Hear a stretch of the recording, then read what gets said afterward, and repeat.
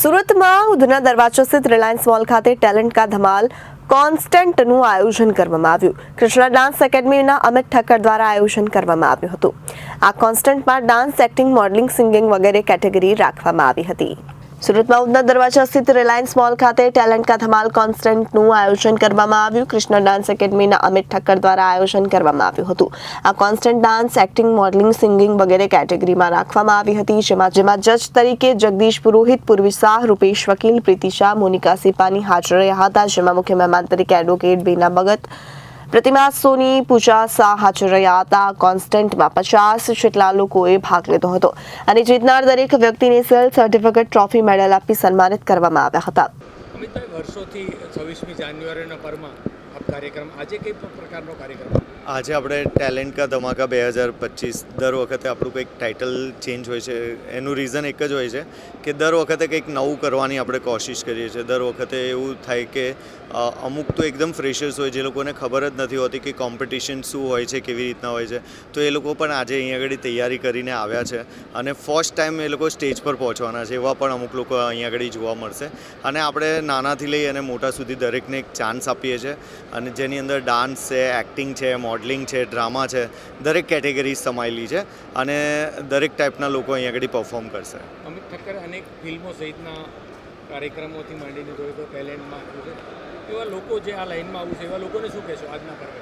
જો આજના લોકોને એક જ વસ્તુ કહેવું છે કે અગર તમારે તમારા ડ્રીમ્સ પૂરા કરવા હોય તો સ્ટ્રગલ કરવી બહુ જરૂરી છે. બહુ બધું અત્યારે જોઈએ તો યંગસ્ટર આપણાને શોર્ટકટના ટ્રીક વધારે અપનાવે છે, પણ જો સ્ટ્રગલ કરીને આગળ જશો તો હું ડેફિનેટલી કહું છું કે તમારું તમે જે મહત્વાકાંક્ષા વિચારો છો ત્યાં સુધી તમે ચોક્કસ પહોંચશો. શું કહેશો આજે 26મી જાન્યુઆરીના પર્વમાં એક અનોખું ટેલેન્ટ? સૌથી પહેલાં તો હેપી રિપબ્લિક ડે સર્વેને. અને આજે આ વીએન ફિલ્મ પ્રોડક્શન દ્વારા એક ટેલેન્ટ કા ધમાકા 2025 અમિતભાઈ ઠક્કર દ્વારા ઓર્ગેનાઇઝ કરવામાં આવ્યો છે અને એ બહુ જ સુંદર કાર્યક્રમ હોય છે. દર વર્ષે એક ઉભરતા કલાકારોને એ લોકો સુંદર મજાનું સ્ટેજ આપે છે અને એ પણ આ સુંદર મજાના પ્રજાસત્તાક દિન નિમિત્તે અને અમારી જ્યુરી ટીમ, ગેસ્ટ ટીમ અને ઓર્ગેનાઇઝર્સો બધા સાથે ભેગા મળીને આજે કરીબન 15 વર્ષથી અમિત સર અને હું પહેલા વર્ષથી આજ દિન સુધી એઝ અ જ્યુરીમાં એમની સાથે સેવા બજાવી રહ્યા છે અને નાના બચ્ચાઓ 3 વર્ષથી લગાવીને 80 વર્ષ સુધીની એજવાળા બધા જ લોકો આમાં પાર્ટિસિપેટ કરે છે અને પોતપોતાનું ટેલેન્ટ પૂરું પાડે છે અને એમાં એમને અવોર્ડ સેરેમની પણ રાખે છે, એમને ટ્રોફીઝ પણ આપે છે, ઇનામ પણ આપે છે અને એમને સ્ટેટ લેવલ સુધી પણ આગળ લઈ જાય છે. આટલો સુંદર કાર્યક્રમ એ પણ પ્રજાસત્તાક દિન નિમિત્તે હોય છે તો બહુ જ મજા આવી જાય છે. યુવાધનને ખાસ કરીને જેને આ લાઈનમાં આવશે, જી, એવા લોકોને શું મેસેજ આપશે? એવા લોકોને એટલો મેસેજ, જે કરો એ દિલથી કરો, એકબીજાની કોમ્પિટિશનમાં નહીં જાઓ, પણ તમે શું કરો છો એમાં તમે આગળ વધો તો તમે ચોક્કસપણે આગળ વધશો જ. અને અમિત સર જેવા ઘણા બધા ડાયરેક્ટરો છે જે તમને આગળ લઈ જવા માટે હંમેશા રેડી જ હોય છે. બીના મેમ, શું કહેશો આજે તમે આ 26મી જાન્યુઆરીનો પર્વમાં એક યુવાધન સાથે કાર્યક્રમમાં આવ્યો છો? કેવો કાર્યક્રમ લાગ્યો, શું કહેશો? First of happy Republic day to all, one and all. અને અમિતભાઈ જે કૃષ્ણા ડાન્સ એકેડમી ચલાવે છે અને આજે ટેલેન્ટ કા ધમાકા હરેક વખતે નવું જ લઈને આવે છે અને યુવાને એમ કહેવાનું છે કે તમને સ્ટેજ આપે છે, હવે તમારે ઓપોર્ચ્યુનિટી તમારે લેવાની છે. કઈ રીતે આ નાના સ્ટેજ પરથી તમે મોટા સ્ટેજ પર જઈ શકો છો, કારણ કે અમિતભાઈ પિક્ચર્સ બી ડાયરેક્ટ કરે છે, જેમાં બેલા, જેમાં હું બી એક એડવોકેટ તરીકેનો રોલ કર્યો છે. એટલે એક સામાન્ય માણસ પણ આમાં આવી શકે છે. આમાં કોઈ ભેદભાવ હોતો નથી, જ્ઞાત જાતનું બી નથી હોતું.